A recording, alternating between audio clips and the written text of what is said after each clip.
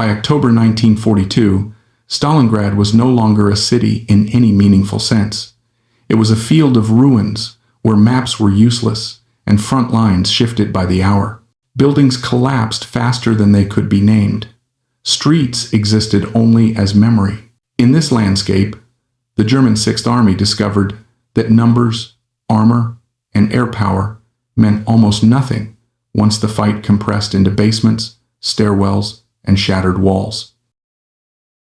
Casualty reports began showing a pattern that made no sense. Officers were dying at a steady, unnatural rate. Artillery observers disappeared after standing up for seconds. Machine gun crews were eliminated between reloads. Each death looked isolated, but together they formed something far more disturbing. The killings were happening across different sectors, often at the same time, with no clear firing point to investigate. Germans assumed they were facing an elite sniper, possibly the best the Red Army had. Counter-sniper teams were deployed. Observation posts were reinforced. Orders were issued for officers to limit movement during daylight. None of it worked. Every response produced more casualties, not fewer. Units sent to hunt the sniper simply vanished into the rubble. German command could not see was that the threat was not a man, but a system. The battlefield itself had been turned into a hunting ground, and the hunter did not think like a soldier trained on parade fields and doctrine manuals. He thought like someone raised, where missing once meant starving, and being seen once meant dying. And Stalingrad, with its broken geometry and endless concealment, was the perfect place for that kind of thinking to become lethal. The man behind the pattern did not come from a military academy or an officer's school. He came from a place where survival depended on patience, silence, and the ability to read behavior long before pulling a trigger.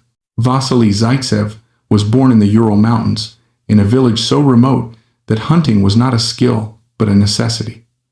From childhood, he learned that animals were never defeated by force alone. They were defeated by understanding. You watched first, you waited. You learned their habits. Only then did you act. Urals, Zaitsev learned something more important than marksmanship. He learned that a lone hunter is vulnerable. Wolves attack isolated prey, but they fear coordinated groups. Packs survive because they watch for each other. When Zaitsev arrived in Stalingrad and saw the ruins for the first time, he did not see chaos. He saw terrain that behaved like the forests and mountains of his childhood, only made of concrete instead of trees. The army initially treated snipers as individual specialists, scattered across the front. Zaitsev understood immediately that this was a mistake. A single sniper could kill, but he could also be hunted. German doctrine was built around eliminating isolated threats. Zaitsev decided to remove isolation entirely. He reorganized snipers into small, tightly coordinated groups that functioned as one organism rather than separate men. The structure was simple but revolutionary. 6 rifles, divided into 3 pairs. Each pair consisted of a shooter and a spotter. The pairs were positioned so that every blind spot was covered by another team. No position existed alone. If a German sniper revealed himself while hunting one pair, he was immediately exposed to the other 2. Movement through the kill zone became fatal from multiple directions at once. Communication was silent. No radios, no shouted warnings. Simple signals passed through pre-arranged methods that left no electronic trace. The teams fired only a few shots before relocating, often to positions that made no tactical sense on a map. German counter-snipers searched windows and rooftops, exactly where doctrine told them to look. Zaitsev's teams hid in shadows, depressions, rubble piles, and angles that violated every textbook rule. Germans experienced felt impossible. They believed they were facing a single, exceptionally mobile sniper. In reality, they were walking into overlapping fields of fire designed to punish anyone who tried to hunt the hunter. Every attempt to respond triggered another loss. Every adjustment made the situation worse. The rifle system did more than kill soldiers. It froze units in place.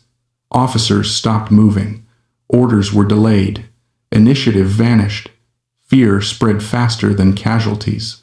And in a city where hesitation was death, paralysis was catastrophic. By the time German command realized they were not fighting a man but a method, the damage had already become irreversible. As the killings continued, the Germans began to understand that something was fundamentally wrong with their assumptions. This was not a contest of marksmanship. It was not even a sniper duel in the traditional sense. It was a psychological war being fought inside the minds of officers and infantry alike. Every movement became a calculation. Every pause felt dangerous. The silence itself turned hostile. Officers stopped leading from the front. They gave orders from cover, through runners who often never returned. Artillery observers refused to stand fully upright. Machine gun crews hesitated before repositioning, knowing that the few seconds of exposure could be fatal. Entire platoons waited for darkness before attempting movements that should have taken minutes. Stalingrad's ruins did not just conceal Soviet snipers, they amplified fear. Zaitsev exploited this hesitation deliberately. His teams did not hunt random targets. They selected men whose deaths would cause maximum disruption. Officers, signalmen, machine gun leaders, artillery spotters. Each kill removed not just a soldier, but a function. Units remained technically intact on paper while becoming tactically useless in reality. The front line did not collapse forward or backward. It simply stopped working. Counter-sniper teams were deployed in increasing numbers. These were not amateurs. Many had experience from France, the Balkans, and earlier phases of the Eastern Front. They followed doctrine precisely. Elevated positions, clear fields of fire, strong cover. Zaitsev studied them the way he once studied animals, not by watching where they aimed, but by watching how they behaved when they thought they were safe. Emerged, repositioning at the same times each day, favoring right-handed firing angles, trusting optics more than instinct, looking outward, never downward or behind. Zaitsev's teams waited for moments of routine, not moments of action. When the pattern repeated, they fired once, sometimes twice, and disappeared before return fire could even be aimed. Failed German response reinforced the illusion that they were chasing a ghost. Artillery strikes were called onto suspected sniper zones, only for Soviet fire to resume minutes later from somewhere else entirely. Patrols sent to confirm kills became targets themselves. The more aggressively the Germans hunted, the more predictable they became. Mid-November, the effect was undeniable. German combat reports described units that were technically well supplied, but psychologically exhausted. Men refused to move during daylight. Orders were questioned. Confidence eroded. Zaitsev's system had achieved something rare in warfare. It had severed the connection between numbers and control. Stalingrad was no longer decided by divisions or battalions.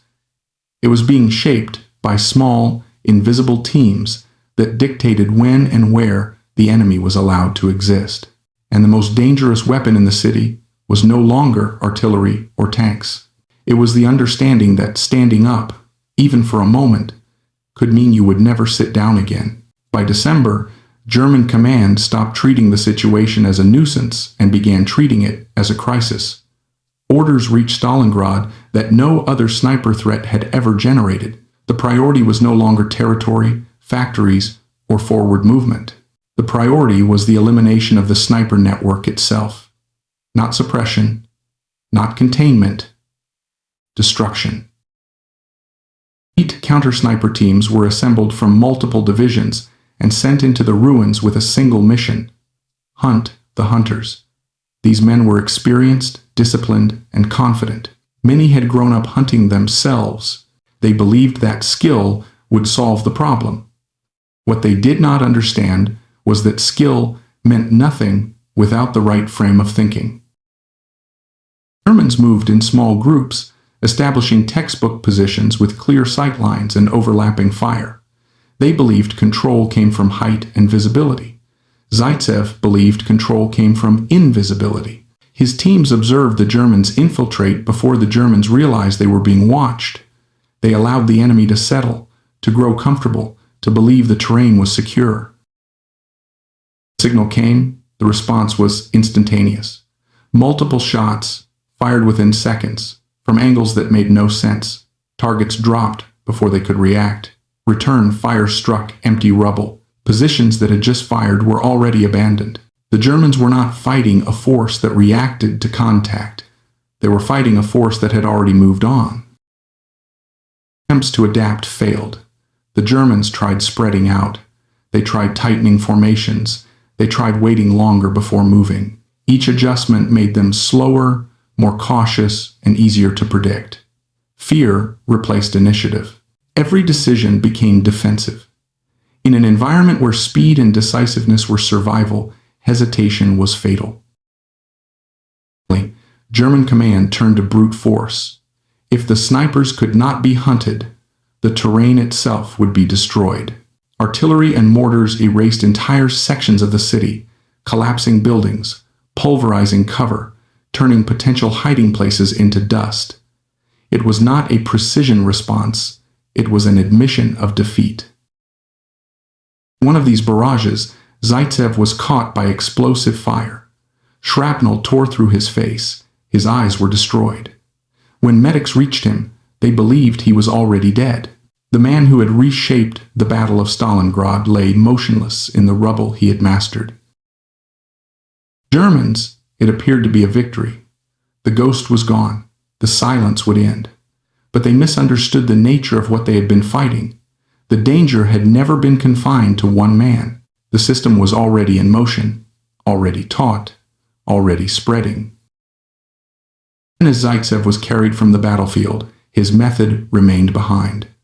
The six-rifle system continued to operate. His students continued the work. The fear did not lift.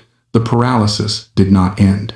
And the city did not give the Germans what they needed most. Control. The hunter. But the hunt itself went on.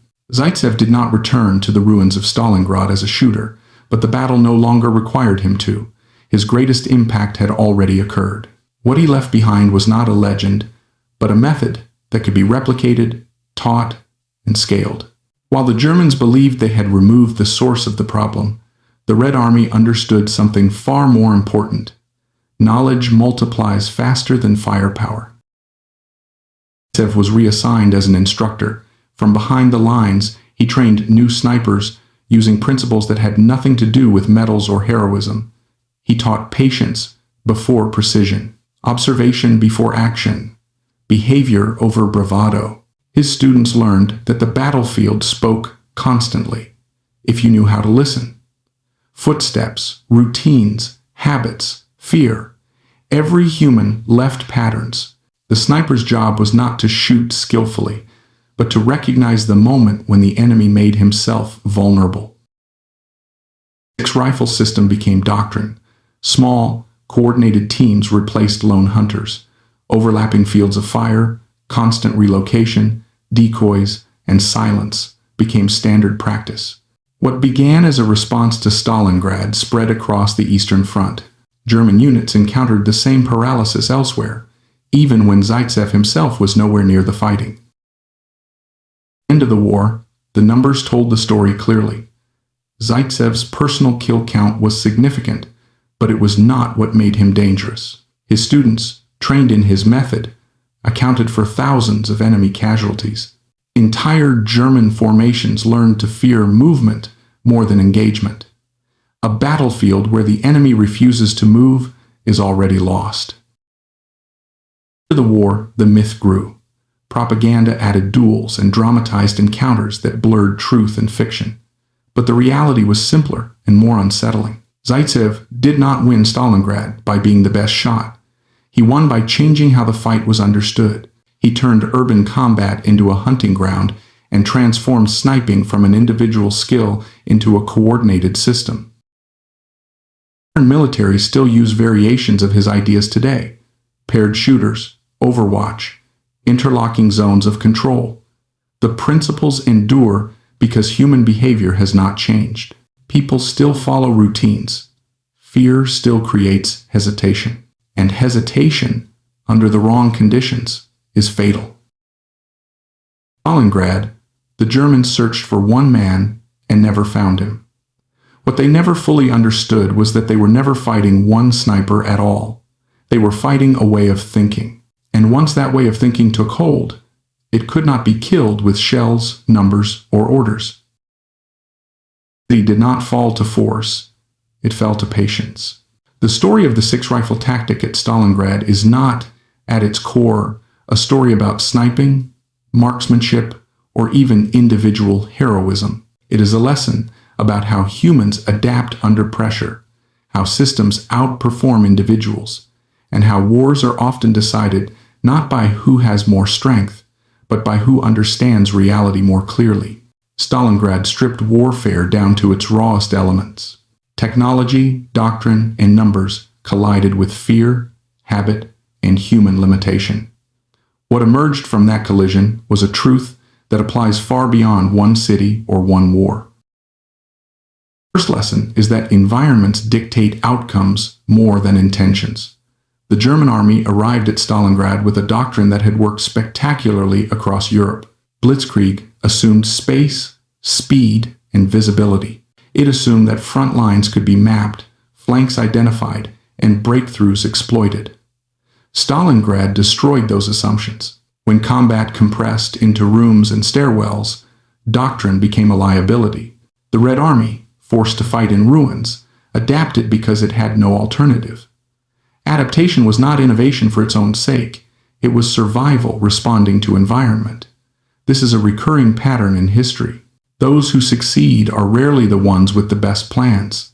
They are the ones who notice fastest when the plan no longer fits reality. The second lesson is that human behavior is more predictable than technology. German counter-snipers trusted optics, elevation, and textbook positioning. Those tools were not flawed in isolation, but they were built around assumptions about how enemies behave. Zaitsev's method ignored doctrine and focused on patterns. People move at certain times. They pause in familiar ways. They relax when nothing happens for long enough. Fear does not eliminate habit, it reshapes it. By studying behavior rather than equipment, the six-rifle teams exploited something deeper than tactical mistakes. They exploited human nature. This lesson extends beyond combat. Organizations fail when they obsess over tools instead of behavior. New systems, new technologies, and new strategies promise solutions, but they often assume people will behave rationally and consistently. In reality, stress narrows perception, fear creates hesitation, and routine becomes a crutch. Zaitsev's approach worked because it acknowledged this reality instead of denying it. The third lesson is that isolation creates vulnerability. A lone sniper, no matter how skilled, is ultimately prey. The German response relied on isolating threats and eliminating them individually. The six-rifle system removed isolation entirely. Each pair existed not as an independent unit, but as part of a whole. Blind spots were not weaknesses. They were deliberately covered by others. Responsibility was shared. Risk was distributed. This transformed survivability and lethality at the same time. In broader terms, this reflects why resilient systems avoid single points of failure. Whether in military units, businesses, or societies, structures that depend on isolated brilliance collapse under pressure. Systems that distribute awareness and responsibility endure. The six-rifle tactic did not require extraordinary individuals. It required coordination, trust, and discipline. Once those elements were in place, effectiveness multiplied. The fourth lesson is that fear is more powerful than casualties. German losses from snipers were numerically small compared to artillery or infantry assaults. Yet their psychological impact was disproportionate. Fear changed behavior. Officers stopped moving. Orders slowed. Units hesitated. Initiative vanished. In war, initiative is life. When fear disrupts decision-making, the enemy does not need to destroy your forces. You destroy your own effectiveness. The principle appears repeatedly in conflicts. Armies collapse not when losses reach a specific number, but when confidence breaks. Zaitsev's method targeted confidence deliberately. Killing leaders and specialists did not just remove capability. It broadcast a message that nowhere was safe. The silence between shots became a weapon. In many ways, the absence of action was more terrifying than constant fire. Humans can adapt to noise. They struggle to adapt to uncertainty. The fifth lesson is that patience outperforms aggression in complex environments. Modern military culture often celebrates speed, boldness, and decisiveness. These traits matter, but only when the environment rewards them. Stalingrad punished impatience. Moving quickly exposed silhouettes. Aggressive probing revealed patterns. The 6 rifle teams waited. They observed. They allowed the enemy to act first, knowing that action would reveal vulnerability. The lesson has uncomfortable implications.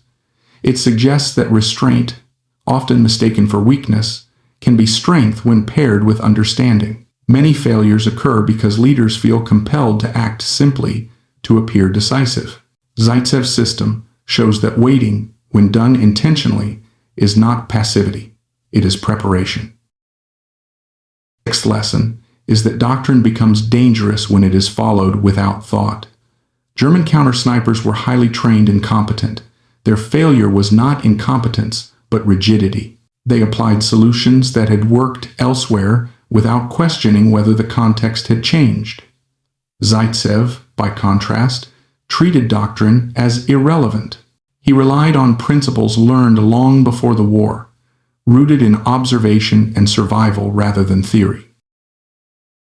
It repeatedly shows that institutions struggle to abandon successful ideas even when those ideas no longer apply. Success breeds confidence, and confidence hardens into certainty. Certainty resists adaptation. The German army at Stalingrad was not defeated by ignorance, but by belief in its own understanding. This is one of the most dangerous positions any organization can occupy. The seventh lesson is that knowledge scales faster than force. Zaitsev's personal kill count mattered, but it was not decisive.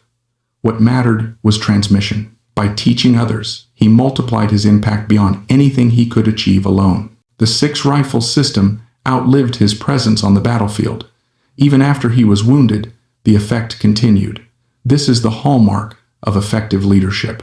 Leaders who must be present for success create fragile systems. Leaders who build methods create resilience. In civilian terms, this distinction explains why some movements fade when founders disappear, while others persist for generations. Systems that rely on personality collapse. Systems that rely on principles endure. The eighth lesson is that myths obscure real lessons. Post-war propaganda turned Zaitsev into a symbol, inventing duels and dramatizing events. These stories captured attention, but distracted from the true innovation. The danger of myth is that it personalizes success. It encourages the belief that extraordinary outcomes require extraordinary individuals. In reality, the most impactful changes often come from ordinary people applying insight systematically. Myths are comforting because they simplify. They allow societies to celebrate heroes without questioning structures. But they also prevent learning. The real lesson of Stalingrad's snipers is not that one man was exceptional. It is that understanding environment, behavior, and coordination can outperform brute strength. The ninth lesson is that warfare is ultimately human, regardless of technology. Tanks, artillery, and aircraft dominated the narrative of World War II, yet Stalingrad was decided by men moving through rubble, afraid, hungry, exhausted. The 6-rifle tactic succeeded because it addressed human limitations directly. Fatigue, fear, habit, overconfidence. Technology failed when it ignored these factors. Simple rifles succeeded when paired with insight into how people think under stress. It remains relevant in modern conflicts. Advanced systems promise dominance, but adversaries adapt by targeting human weaknesses. Technology changes faster than psychology. Those who understand this gain enduring advantages. The 10th lesson is humility. Zaitsev himself resisted glorification. He understood that he was shaped by circumstances as much as he shaped them. His method came from lessons learned long before the war, refined by necessity, not ambition. This humility allowed learning. Arrogance would have prevented it. The German failure at Stalingrad was not lack of courage or intelligence, it was lack of humility in the face of a radically changed environment. Humility allows reassessment. It allows admitting that what once worked no longer does. In any field, this may be the most difficult lesson of all. Together, these lessons reveal why Stalingrad was more than a battle. It was a demonstration of how systems emerge under extreme pressure and how human behavior shapes outcomes more decisively than plans. The six-rifle tactic was not a miracle. It was a logical response by someone who understood that survival depends on seeing reality as it is, not as doctrine says it should be. The Germans searched for a sniper and failed because they framed the problem incorrectly. They looked for a man when they were facing a method. They sought to eliminate a threat rather than understand it. By the time they recognized the difference, the battle was already lost in ways that maps and casualty figures could not show. The enduring lesson of this story is not about killing. It is about thinking, about observation over assumption, coordination over isolation, patience over impulse, systems over individuals. These principles apply wherever humans operate under pressure, whether in war, leadership, or life itself. Stalingrad did not fall because one side wanted it more. It fell because one side learned faster. The story of the six-rifle tactic at Stalingrad is ultimately a lesson about how human beings confront chaos, adapt under pressure, and either survive or collapse, depending on how well they understand reality. It is tempting to frame this story as a tale of marksmanship or battlefield genius, but doing so misses the deeper meaning. What happened in Stalingrad was not the triumph of a gifted shooter over inferior enemies. It was the triumph of perception over assumption, of systems over individuals, and of patience over brute force. Stalingrad stripped war of its abstractions. Before the battle, the German army fought wars that could be drawn on maps. Front lines moved, arrows advanced, and doctrine functioned as intended. Stalingrad erased that structure. The city collapsed into rubble, and with it collapsed the assumptions that had guided German success across Europe. The environment itself became the dominant factor. In that environment, the side that adapted fastest gained control, regardless of numbers or equipment. This is the first and perhaps most important lesson. Environments shape outcomes more than intentions. Planning matters, but reality always matters more. The German army did not lack courage, discipline, or intelligence. What it lacked was flexibility once its existing framework stopped working. Blitzkrieg depended on space and speed. Stalingrad offered neither. Instead of open ground, there were shattered walls. Instead of maneuver, there was attrition measured in meters and minutes. German doctrine, which had been a strength, became a constraint. It told soldiers where to look, how to move, and what threats should look like. The six-rifle system succeeded because it ignored doctrine entirely and focused on what was actually happening. Leads to a second lesson. Human behavior is more predictable than technology. German counter-snipers relied on optics, elevation, and established firing positions. Those tools were effective in many contexts, but they were built around assumptions about how enemies behave. Zaitsev's approach rejected those assumptions. Instead of asking where a sniper should be, he asked where a human would behave in a certain way. Where would someone pause? When would they relax? When would they feel safe enough to expose themselves? These questions mattered more than the quality of rifles or scopes. Beings are creatures of habit, even under extreme stress. Fear does not eliminate routine, it reshapes it. German soldiers adapted by limiting movement during daylight, by favoring certain routes, by scanning familiar angles. These adaptations made them predictable. The six-rifle system exploited predictability rather than firepower. This principle extends far beyond warfare. In any complex system, failure often occurs not because tools are inadequate, but because people behave in consistent ways under pressure. Those who recognize and exploit these patterns gain leverage. The third lesson is that isolation creates vulnerability. A lone sniper, no matter how skilled, is ultimately hunted.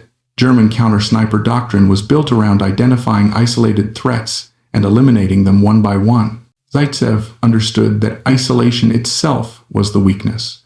By organizing snipers into coordinated groups with overlapping fields of observation and fire, he removed the very condition the enemy relied upon. Each pair existed not as an independent unit, but as part of a larger organism. Blind spots were not flaws. They were deliberately covered by others. The principle appears repeatedly in resilient systems. Whether in military units, organizations, or societies, structures that rely on isolated brilliance collapse when pressure increases. Systems that distribute awareness and responsibility endure. The six-rifle tactic did not require extraordinary individuals. It required coordination, discipline, and trust. Once those elements were established, lethality and survivability increased simultaneously. The system protected its members while amplifying their effect. The fourth lesson is that fear can be more decisive than casualties. German losses to snipers were small compared to artillery bombardments or infantry assaults, yet their psychological impact was devastating. Fear altered behavior. Officers stopped moving. Orders slowed. Initiative vanished. In war, initiative is life. When fear interrupts decision-making, an army does not need to be destroyed physically. It destroys itself functionally. The dynamic is visible throughout history. Armies collapse not when losses reach a specific number, but when confidence breaks. The six-rifle system targeted confidence deliberately.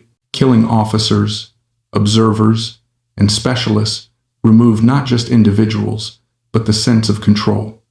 The silence between shots became a weapon.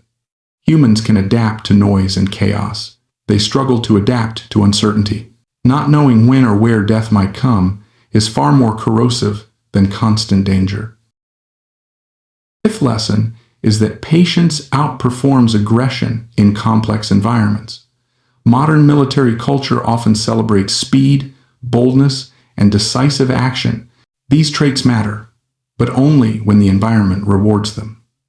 Stalingrad punished impatience. Rapid movement exposed silhouettes. Aggressive probing revealed patterns. Zaitsev's teams waited.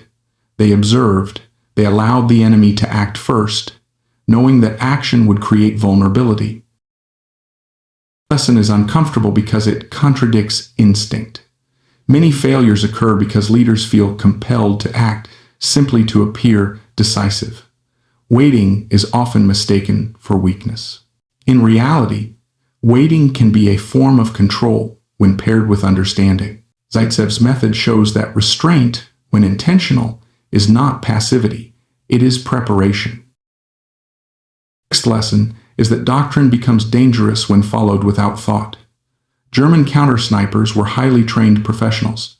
Their failure was not incompetence, but rigidity. They applied solutions that had worked elsewhere without questioning whether the context had changed. Zaitsev, by contrast, treated doctrine as irrelevant.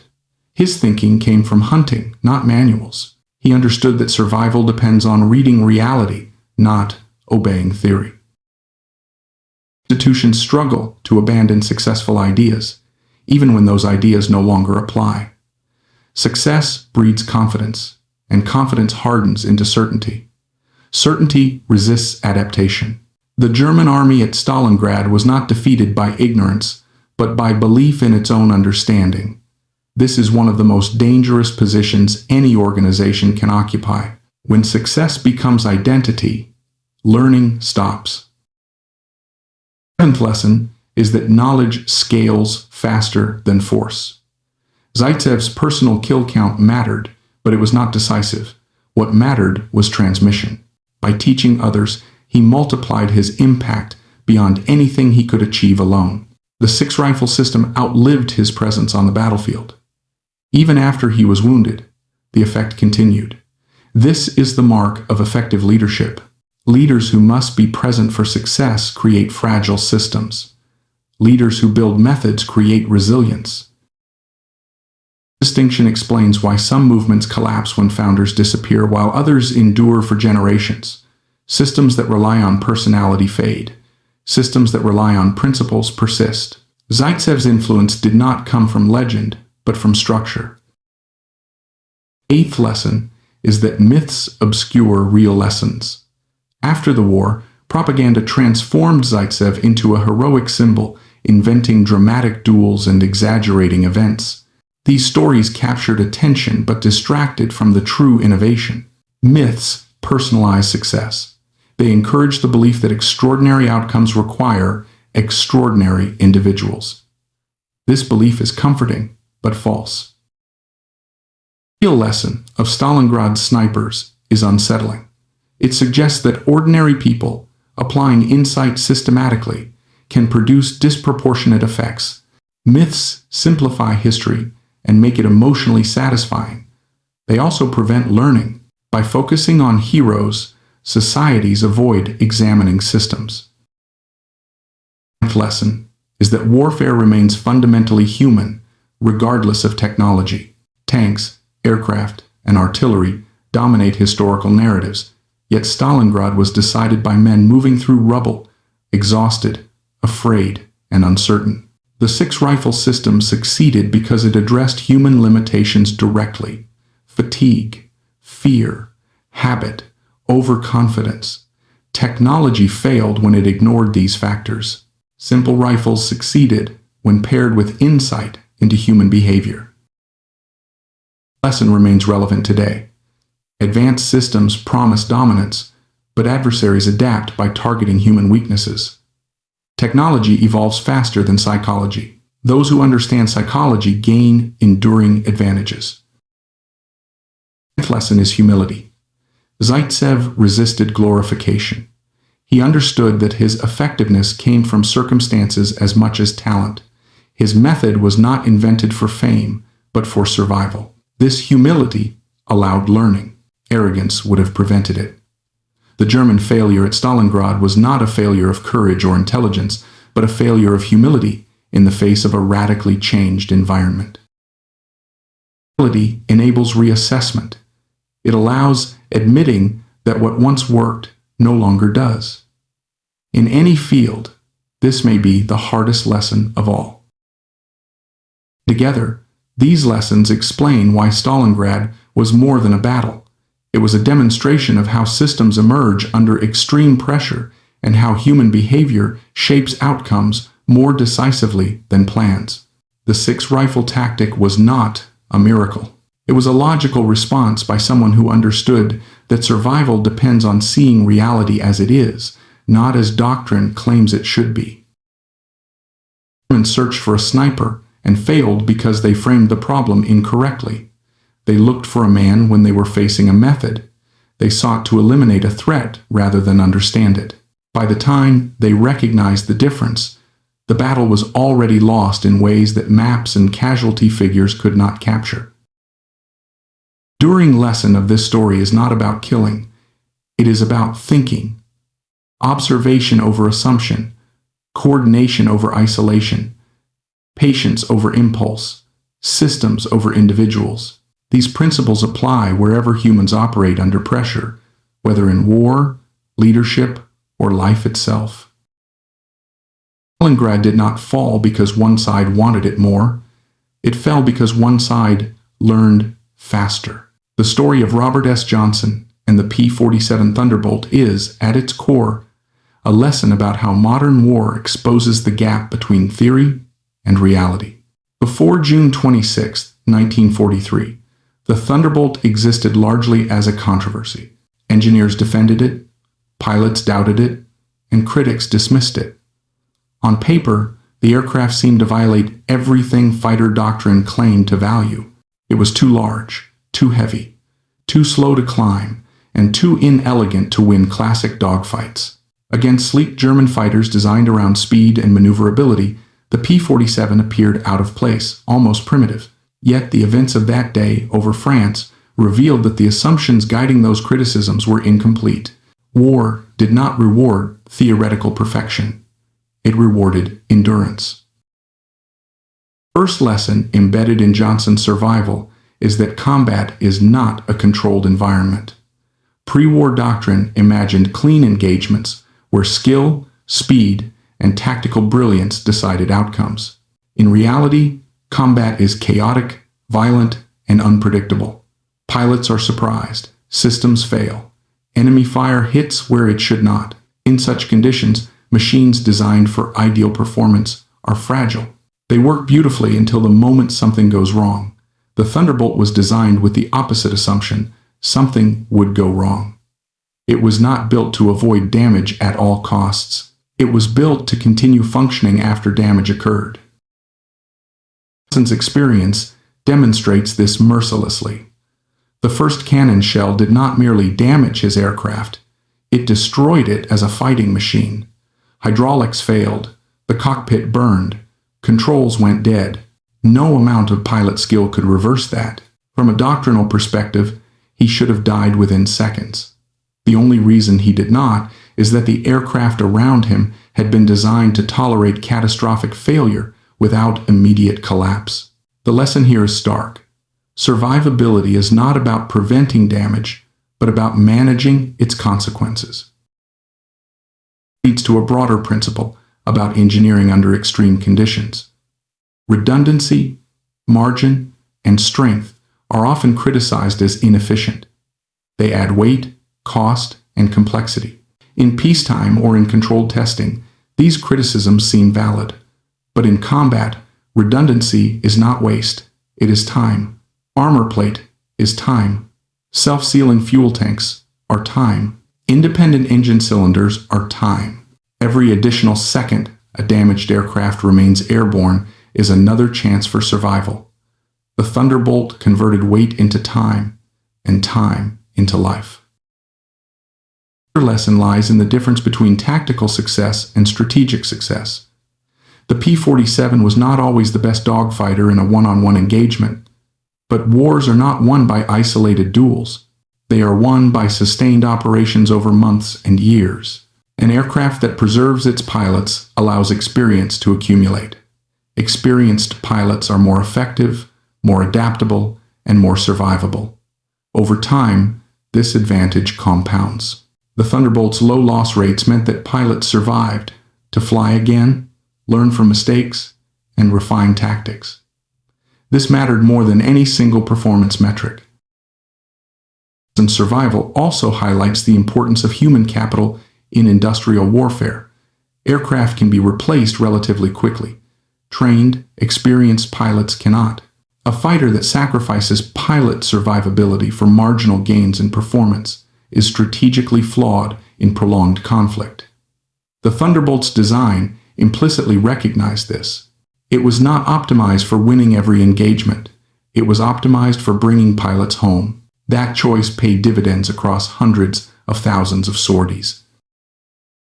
There's also a psychological dimension to this lesson. German pilots encountered Thunderbolts that refused to fall despite overwhelming damage. This eroded confidence in weapons and tactics. Combat effectiveness depends not only on firepower, but on belief that effort produces results. When pilots expend ammunition and see no effect, hesitation creeps in. Tactical certainty dissolves. The Thunderbolt did not just survive physically, it disrupted enemy expectations. Another critical lesson concerns the limits of expertise.